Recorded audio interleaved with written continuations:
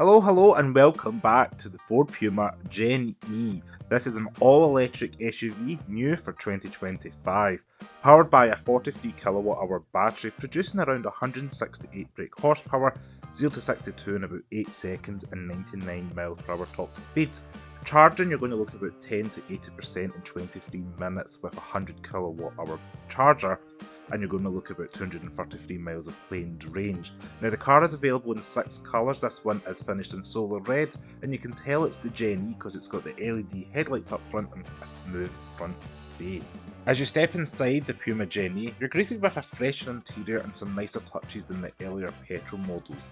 Now, on the right hand side of the steering wheel is where you're going to find the light controls. There's a couple of settings there, all controlled by the rotary knob. There's also 4 electric window switches, as well as buttons on the steering wheel and physical stops such as the gear selector on the right hand side. On the left hand side of the steering wheel is where you're going to find your cruise control and your volume control buttons.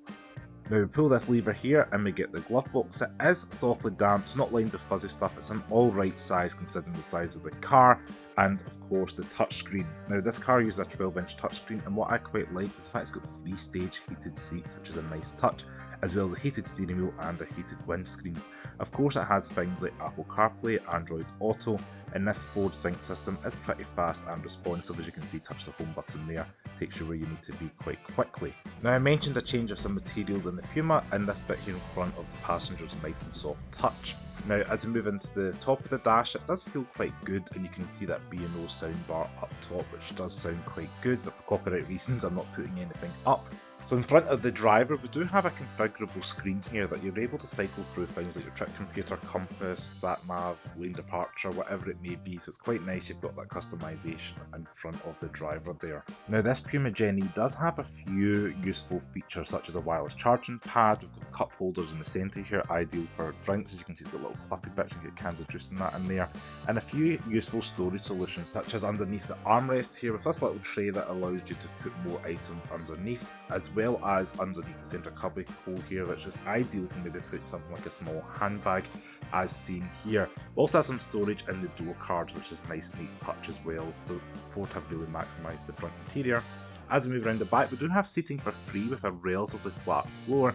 The seat material themselves, I quite like the kind of design, the premium feel of the car, and overall quite a nice place to sit. My 5'11" self struggled a little bit behind myself, but it's okay. Now around the rear of the boot, we do have a power tailgate with 523 litres of boot space.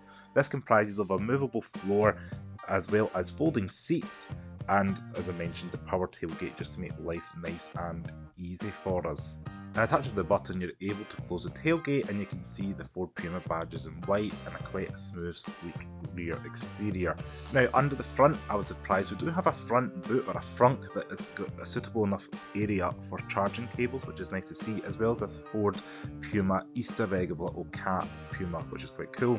Now, this is the Ford Puma Electric, just starting over £29,995 here in the UK. As I mentioned, you get about 43 kWh battery and 233 miles of range. Now if you like this video, please give me a thumbs up, subscribe to the channel below, and I will see you next video. Ciao.